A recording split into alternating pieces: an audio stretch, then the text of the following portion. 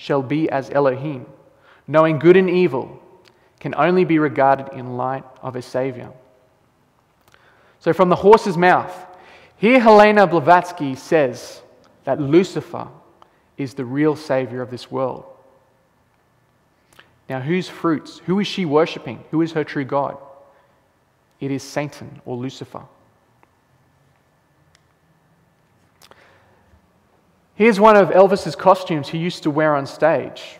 Now, a lot of people wouldn't think too much of it. But this starts to show you some of his fruits. Because these same ascended masters, or these New Age Christs that Helena Blavatsky taught that would come in the future to lead mankind back into an enlightened age, in other words, false Christ coming to destroy mankind, these same beings were actually drawn down, or someone drew pictures of them, what they looked like, people who had obviously done automatic writing. And apparently this is what one of them was called, Saint Germain, and that's what he looked like. It's interesting, Elvis's costumes themselves, they looked very much like what these ascended masters. And considering Elvis Presley was reading the New Age, the Voice prophecy book from his platform when he was on stage indoctrinating people with these satanic beliefs, he's dressing like these ascended masters that Helena Blavatsky said would eventually come back and relieve mankind, shows me in a way of who his true master was, who he was really following. But don't just take my word for it. Let's have a look what he says himself. Here's a quote from Elvis Presley. He says, "Someday in the near future, we'll see how the so-called ministers of God react as they see their worn-out ways and the whole old age start crumbling. They'll all get theirs. I can't wait till this new age comes." So who was Elvis Presley's true master? Was he really Christian?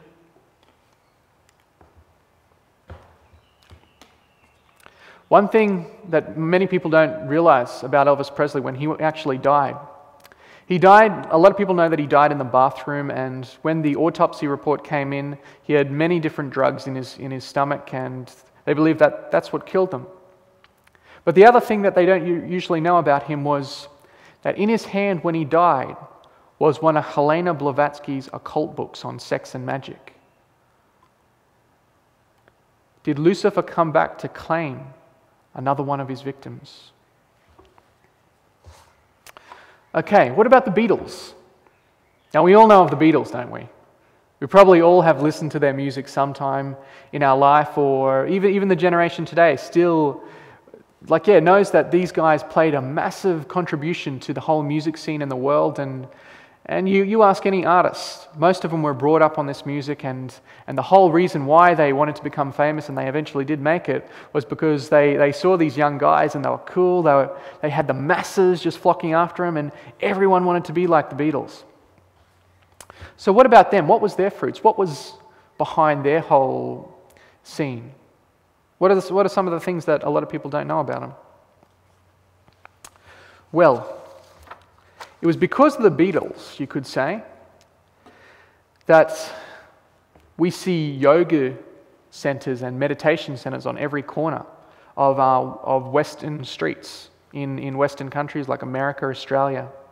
Because when they were at the peak of their music, they actually became involved in a lot of Eastern mysticism. And here we have a couple of pictures of them when they went over to India, and they went and saw all these gurus, and that's one of the gurus that they were with there, and they basically got taught how to do all these meditation techniques. And the interesting thing was, when they came back to America, they brought all of this stuff with them, or back to the UK. They started bringing all of this stuff out. And because the Beatles were into it, and they had so many fans, so was all the world. If the Beatles started getting involved in meditation, you had hundreds of thousands of people all through the Western culture getting involved in meditation. So that was one of the big things that the Beatles did. They brought in this whole Eastern mysticism into our culture. But was this purely just a mistake?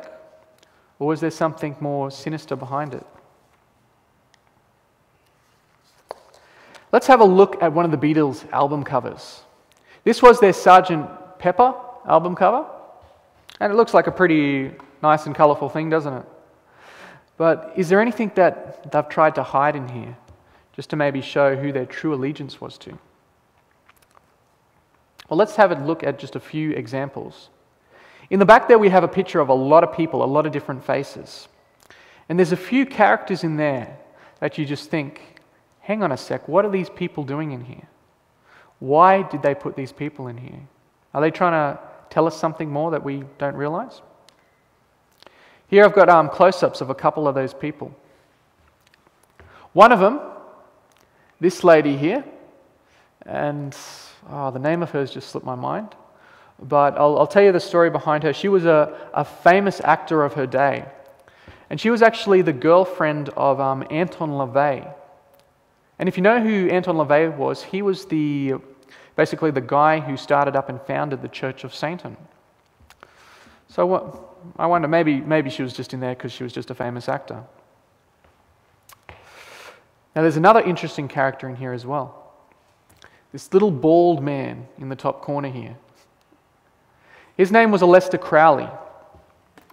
He was actually one of the leading occultists, you could say, of the 19th century. And I won't get too much into it now, but he was the one that actually started a lot to do with the music industry, and all of society as we can see today is basically the result of what he started. So we're going to have a very in-depth look at him later, because he plays a very important role in everything that was to happen. But the other interesting thing is, even in the bottom corner here, there's this little woman in red. And doesn't Revelation speak about a woman in red? Could they be subtly trying to hide something prophetically in here? And if you take a real close look, it's even interesting that she holds a little cup in her hands.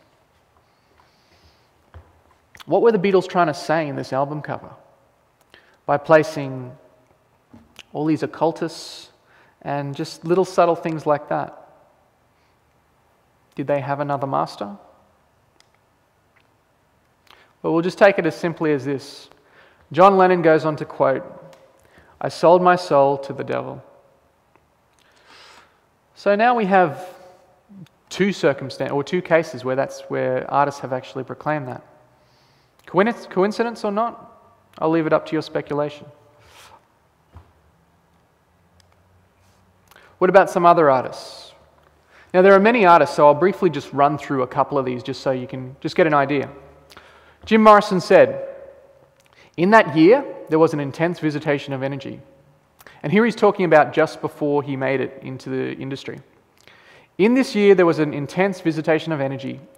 I left school, I went down to the beach to live. I slept on a roof.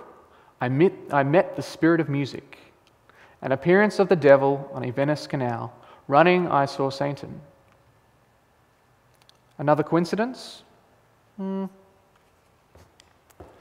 Hendrix says, "Things like witchcraft, which is a form of exploration and imagination, have been banned by the establishment and called evil. It's because people are frightened to find out the full power of the mind." Now, is it starting to become chance that all these artists are involved into a lot of these supernatural things? Or is there something more behind all this? Ozzy Osbourne says, "I don't know if I'm a medium for some outside source. Whatever it is, frankly, I hope it's not what I think. Satan." Is Ozzy Osbourne controlled by another spirit? I ask you that. Even Ozzy Osbourne, I'm not too sure on the exact connection, but I think he was actually an ex-Adventist, or he was brought up in an Adventist family. And if you have a look at his song titles and some of the names of them, Black Sabbath, it makes you think. And here's a quick list of just some of the artists. Meatloaf admits to being possessed. George Harrison was into New Age mysticism. Alice Cooper received his name from a spirit